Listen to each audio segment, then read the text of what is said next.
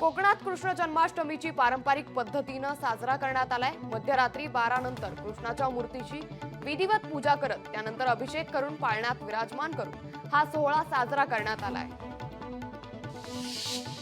बदलापूरचे शिवसेनेचे शहर प्रमुख वामन म्हात्रेंच्या अटकपूर्व जामिनावर गुरुवारी निर्णय होणार आहे। महिला पत्रकाराला अपशब्द वापरल्यानं त्यांच्या विरोधात गुन्हा दाखल केला होता।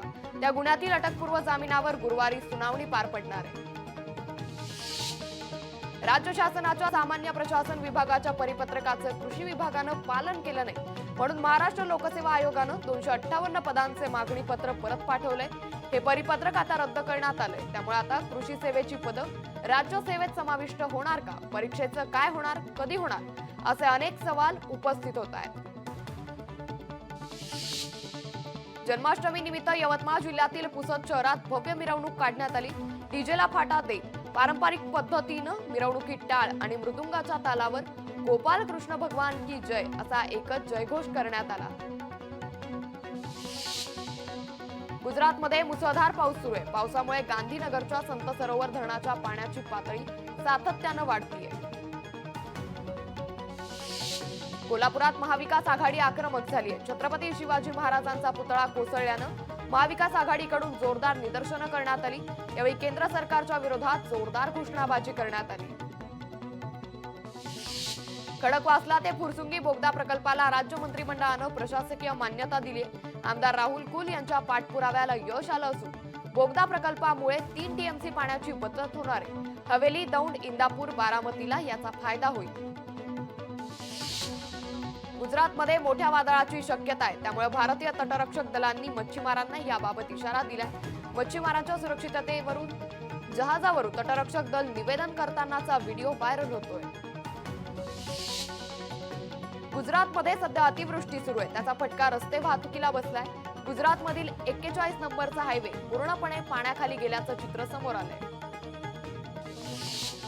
कोल्हापुरात मुख्यमंत्री युवा कौशल्य कार्यक्रमाअंतर्गत अनेक विद्यार्थी उमेदवारांची निवड करण्यात आली आहे। कोल्हापूर जिल्हा प्रशासनाच्या वतीनं मुख्यमंत्री युवा कौशल्य कार्यक्रमासाठी नियुक्त झालेल्या उमेदवारांना नुकतंच निवडपत्र देण्यात आलंय। काँग्रेस नेते आमदार बाळासाहेब थोरात आणि त्यांच्या पदाधिकाऱ्यांनी संगमनेरमध्ये प्रवरा नदीच्या पूर परिस्थितीची पाहणी केली। गणेशोत्सव काळात तसंच पूर परिस्थितीच्या काळात सर्वांनी सतर्क राहण्याचं आवाहन यावेळी त्यांनी केलंय। गेली 2 ते 3 दिवसापासून सह्याद्रीच्या पर्वतरांगा परिसरात पडत असलेल्या मुसळधार पावसामुळे भीमा नदीला पूर आलाय। भीमा नदीवरील विठ्ठलवाडी या ठिकाणचा पूल पाण्याखाली गेल्यानं शिरूर, दौंड, हवेली तालुक्याचा संपर्क तुटलाय। श्रीकृष्ण जन्माष्टमी निमित्तानं गोर बंजारा समाजानं कल्याण इथं तीज उत्सव साजरा केलाय। पारंपरिक पद्धतीनं गहूचा ज्वार तयार करून तीज उत्सव साजरा करण्यात आला। यावेळी गोर बंजारा समाजानं पारंपरिक नृत्यही केलं। नाशिकच्या गोदावरी परिसरात गेल्या 24 तासांपासून पूर परिस्थिती निर्माण झाली आहे। गेल्या 2 दिवसांपासून गोदावरी नदीत 8400 क्युसेस वेगानं पाण्याचा विसर्ग सुरू आहे, तर नाशिक जिल्ह्याला हवामान खात्याकडून आता येलो अलर्ट जारी करण्यात आलाय। नाशिकच्या चणकापूर आणि पुनंद धरणातून गिरणा नदीत मोठ्या प्रमाणात पाण्याचा विसर्ग सुरू असल्यानं गिरणा नदीला मोठा पूर आलाय। यामुळे मालेगाव ते सटाणा आणि मालेगाव ते नाशिक या 2 रस्त्यांना जोडणाऱ्या गिरणा नदीवरील पुलाला पाणी लागले। हा पूल रहदारीसाठी प्रशासनाकडून बंद करण्यात आलाय। धुळ्यात संततधार पावसामुळे पांझरा नदीला महापूर आलाय। तसंच 5 पैकी 4 पूल पाण्याखाली गेले असून नदी किनारीवरील नागरिकांना प्रशासनाकडून सतर्कतेचा इशारा देण्यात आलाय। कोलकाता, बदलापूर आणि महाराष्ट्रात महिलांवर होणाऱ्या अत्याचाराच्या निषेधार्थ पलूसमध्ये महिलांकडून रास्ता रोको आंदोलन करण्यात आले। शहरातल्या कडेगाव सांगली मार्गावर संतप्त महिलांनी रस्त्यावर ठिय्या मारत रास्ता रोको आंदोलन केलंय।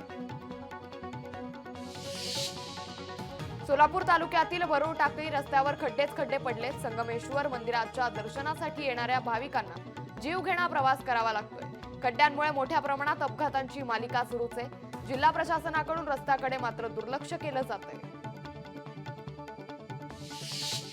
नंदुरबारला पाणी पुरवठा करणाऱ्या शिवन नदीवरील विरचक धरण भरलंय। धरण 92% पेक्षा जास्त भरल्यानं नागरिकांना दिलासा मिळालाय। धरण भरल्यानं 12हून अधिक गावांना सतर्कतेचा इशारा देण्यात आलाय। कर्नाटकमध्ये पुन्हा ऑपरेशन लोटस होणार असल्याचा दावा करण्यात येतोय। भाजपकडून 100 कोटींची ऑफर असल्याचा दावा काँग्रेसच्या आमदारानं केलाय. भाजपला 50 आमदार विकत घ्यायचे असल्यानं काँग्रेस आमदार रविकिशन गौडा यांनी स्पष्ट केलंय.